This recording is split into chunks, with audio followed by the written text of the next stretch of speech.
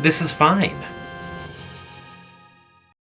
When they first started announcing the lockdowns and we were waiting for our local officials to tell us to stay at home, I had this romantic image of what my life in quarantine would be like. I pictured myself perched at the window with a cup of hot chocolate, stack of books at hand. The amount of reading I would do. The reality of the situation turned out to be something much different.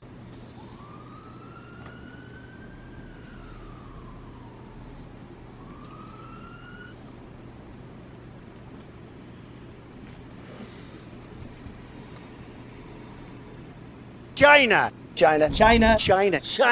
I am embarrassed to say that I have never read so little in my life. I have hit rock bottom reader game and I am a disgrace. Disgrace? In my defense, it's not just me. I work in books and most of the people that I talk to are expressing a lot of the same thing. We all love books. We all thought we'd read a lot more when this happened, and we didn't. Because it turns out reading while the world is ending is hard.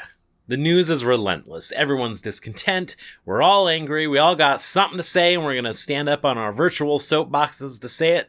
I've got something to say about Mr. And then we feel so overwhelmed by it, we just want to unplug and step away from it all, but it's hard to do when things are changing so fast all the time and we don't want to miss out. We don't want to get left behind because we missed something in the news.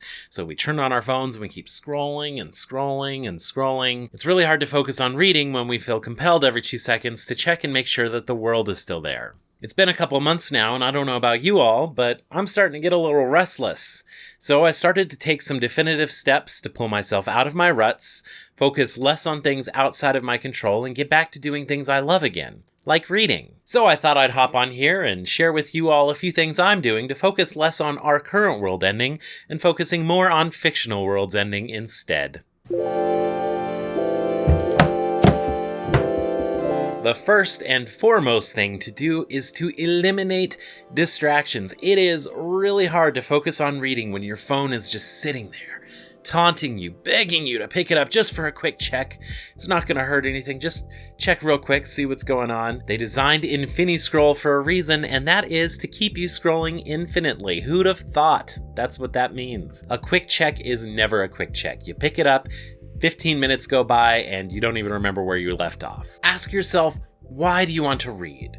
Is it to learn something new, or maybe you're trying to escape everything else? Well, if escapism is your goal, I can tell you right now, you're not going to escape very much if you keep checking your phone. And if you're doing it to learn something new, you're doing yourself a real disservice by pausing that learning experience every few minutes to check your phone and letting a lot of unrelated information in. If you're having difficulty with keeping off your phone to stay reading, what I recommend is leaving your phone completely in a different part of the house. Go ahead and put it on the charger, turn it on silent, ignore it. And if you're having a really hard time, go ahead and set a timer. It doesn't have to be anything huge. Just start with 10 minutes. For the next 10 minutes, my phone is going to be over there. I'm going to be right here and I'm going to read. I'm not going to look up until that timer stops. As it gets easier, add more time. Get up to 20 minutes, get up to half an hour. Eventually, you'll make it all the way to a full hour. Can you imagine a full hour of not checking your phone and just reading a good book? How many pages you'll get through? Something else I do as a bridge between actually silencing everything. I have my phone over here, it's the other end of the house, on vibrate. I'm sitting at the couch, but before I pick up that book, I meditate. It helps me to shift my mindset. There's lots of videos on YouTube about how to do it. There's lots of apps. I use Headspace, but I want to talk about how it's beneficial for reading. All day long, we're experiencing digital overload, or work overload, or whatever else kind of overload you're experiencing. We work on our computers with 10 different tabs open all day long. Our notifications are going off. We're constantly accessible to everyone we've ever met through text messages and social media, emails, phone calls. Our brains are going a million miles a minute. Reading, on the other hand, is a slow, reflective experience. Reading is walking through the garden and smelling the roses, and how the roses take you back to a time when your grandmother sat you down when you were 5 years old and she smelled like roses as she gave you the most profound advice you've ever heard in your life. Yes, you can read it, you son of a bitch. Something people get really frustrated about with reading is the mind drift. You know, you're reading a paragraph and suddenly you realize You don't know what you're reading. You don't remember anything that happened the last 3 pages. You don't even know how you got here. It's like road hypnosis. Somehow your mind has veered off the pages to the land of grandma's roses, or you're thinking about the stupid coworker that you can't wait to tell off and you just thought of the perfect thing to say to them. Man, you're really gonna let them have it. And then your mind gets back to the page, you realize you don't know what happened and you get frustrated. I'm too distracted right now to read, and they close the book and they give up. The core concepts of meditation can really help with this in a lot of different ways and make your reading experience a lot more rewarding. Number 1, you learn to accept that there are things outside of your control, and that's okay. Learning this helps keep you from checking your phone constantly for more updates or to see what your friends are doing. Your phone is going off, and that's just fine. It can keep going off over there. Right now, I'm reading, and that's what I'm going to do. That can wait. And number 2, you learn to accept that sometimes the mind just wanders off sometimes. There's whole novels based around this idea of stream of consciousness, like Virginia Woolf's Mrs. Dalloway.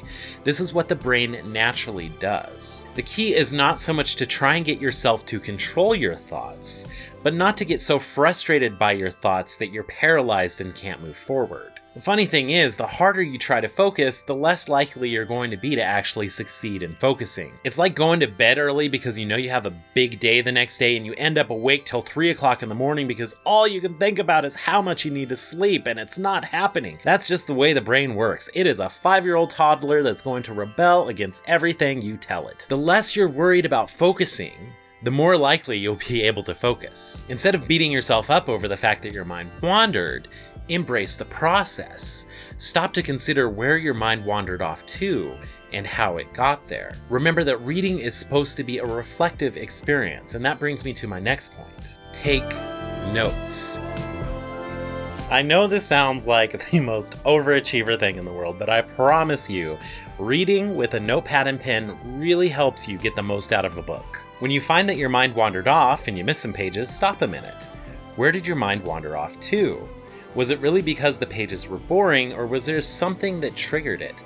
Maybe the protagonist did something, handled a situation that you really admired, and suddenly you started thinking about that coworker at work, and now you know exactly what to say. Instead of scolding yourself for losing focus, maybe there's something to learn here. But you're not going to learn it if you dismiss those thoughts completely and write it off as, well, this book's boring, or I'm too unfocused to read right now. Write them down. Note where you diverge from the pages from, where your mind went to, and what triggered it. How did that happen? The notepad will come in handy in other ways too. Noting down passages that stood out to you will help you to remember them later. You'll improve retention of the material, and you'll have your notes to go back to if you ever want to refer to them. It's pretty common for people to completely forget a book they read a year later, and writing down notes while you're reading will help combat that. Additionally, this will help keeping you off your phone while reading. Your brain needs a minute to stop and digest information, and what we usually do is use that pause to check our phones and load our brain full of a bunch of unrelated information, and then we never get back to reading the book. If we take that time to jot down a few notes instead, we stay on topic. We're reflecting on what we're reading. We're improving our ability to retain the material, all while scratching that itch that usually drives us to check our phones. And my last suggestion, take it easy on yourself. My goodness, there is a lot going on. When life is overwhelming and you are stressed out, that might not be the best time to finally tackle War and Peace. Come on now. Set down the must-read top 100 classics list and let yourself enjoy something easy. It's fine. Go for something fast-paced and quick, like a mystery or a thriller, something really hard to put down. Sometimes the best way to break a reading block is to read something short so you feel like you've accomplished something. That dopamine hit of finishing a book is addicting, and that hit is the same whether the book was 300 pages long or 1,000 pages long. Try out some young adult or short stories, or if you still want something that has heavier subject matter but you just can't deal with sprawling words on a page, maybe check out some comic books or manga. There's a lot of really great storytelling in both of those mediums, and it's just pictures and dialogue. It doesn't have to be highbrow reading, it just has to get you in the chair and back in the habit of reading again. And if a book isn't clicking with you, don't feel bad about setting it down and trying something else. But if I don't like this crap, I won't read it. It doesn't mean that the book is bad, and it doesn't mean that there's anything wrong with you. Sometimes a book just has to come to you at the right time, and a pandemic probably isn't the right time for a lot of books. If you're not jiving with a book, set it down. let it go. Maybe it's something you come back to later, that's okay. It doesn't have to be right now just because you marked it as currently reading on Goodreads. So those are my tips for getting yourself reading again, even though the world is ending. Hopefully one of these tips helps you getting back into the habit. I'm curious to know what your experience reading has been. Have you had trouble? Are you still reading just fine? Is there a book in particular that's helping you get through this? Do you have any tips of your own? Please share those in the comments below. I'd love to read them. Don't forget to hit subscribe, and until next time, thank you for watching.